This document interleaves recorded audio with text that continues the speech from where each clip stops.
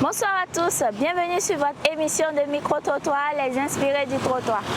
Aujourd'hui, nos pas nous ont menés vers le marché des arts de Bégamin, où nous allons prendre l'avis des artisans sur ce que représente l'artisanat d'art dans l'entrepreneuriat. Les inspirés du trottoir, let's go! Présentez-vous s'il vous plaît. Moi, je m'appelle Tom Yao Patrice, je suis un artiste plasticien. Qu'est-ce qu'un artisan d'art selon vous? Un artisan d'art, c'est celui-là qui fabrique les œuvres d'art. En même temps, il est vendeur de ses œuvres. Et en même temps, il collectionne d'autres œuvres sur le terrain ou bien dans son environnement. Il revend ça.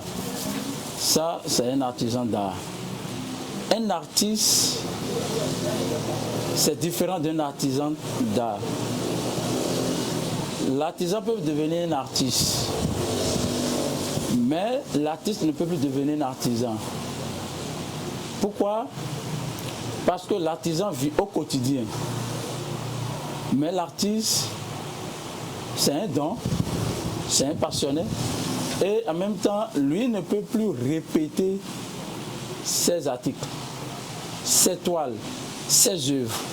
Mais un artisan peut répéter même article 1000 fois, 10 000 fois. C'est là qu'il y a différence entre artisan d'art et l'artiste. Comment devenir un artisan d'art? On peut devenir un artisan d'art parce que tu es un artisan qui crée à la base. Maintenant, à certains moments donnés, tu ne peux plus, ou bien tu ne peux pas vendre rien que tes œuvres. Donc tu es obligé d'aller vers les autres dans ton environnement et acheter des œuvres d'art et composer avec tes œuvres que toi-même tu as créées. C'est là que tu es un artisan d'art. Quels sont les défis spécifiques auxquels vous êtes confrontés sur le marché? Alors aujourd'hui sur le marché, on va vous dire que on est confronté à la réalité du marché. Quand je dis à la réalité du marché, les acheteurs ne valorisent pas ce qu'ils veulent acheter. Déjà, quand on parle d'un artisan, l'artisan même n'est pas dans l'esprit de l'artiste. C'est difficile de vendre l'objet d'art. Et en ce terme, on constate que sur le marché, les artisans vendent les choses plus moins chères. Et ça tue le marché en même temps. Et quand c'est comme ça, avant que le marché de l'Afrique prospère, ça va faire vraiment beaucoup de temps. Et ça va mettre du temps avant de prendre. Là, parce qu'il faudrait que l'artisan d'art comprenne que ce qu'il est en train de vendre, que c'est quelque chose qui reste dans le temps. Quand on parle de l'art contemporain, c'est quelque chose qui reste dans le temps. Et quand ça commence par prendre de la valeur sur des années. L'artisan d'art doit prendre conscience de ce qu'il est en train de vendre. C'est le problème qu'on a aujourd'hui sur le marché. Soutenez-vous le fait que certaines personnes pensent et disent que les artisans ne sont pas des entrepreneurs? Oui, là, parce qu'en même temps sur le marché, je viens d'exprimer quelque chose. Quand l'artisan même ne valorise pas son travail, comment vous voulez que l'acheteur peut valoriser ce qu'il crée? Ce serait compliqué. Si déjà il vit au quotidien, ça va être difficile. Maintenant, il y a des entrepreneurs culturels dans ce milieu. Je ne veux pas dire que l'artisan d'art, qu'il est entrepreneur, mais en même temps, il est entrepreneur. S'il prend conscience, il est un entrepreneur. Mais s'il ne prend pas conscience, il n'est pas un entrepreneur. Maintenant, il faudrait les renforcer. Le renforcement de capacité pour ces artisans-là, c'est obligatoire. Mais aujourd'hui, sur le terrain, qui est expert, qui est consultant pour former cela? C'est compliqué. Ça reste à venir.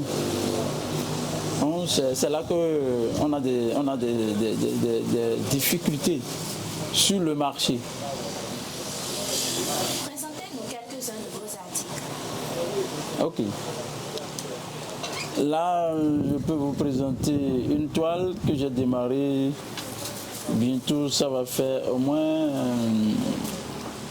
3 à 4 mois que je n'ai même pas encore fini. Là, très souvent, on a l'habitude de dire que les abstraits, que c'est des œuvres on finit d'un seul coup, mais ce n'est pas tout le temps. L'abstrait, c'est dans le temps qu'on finit ça. Là, je peux vous présenter ça. Là, je parle de l'amour. Amour universel. La terre, c'est la femme.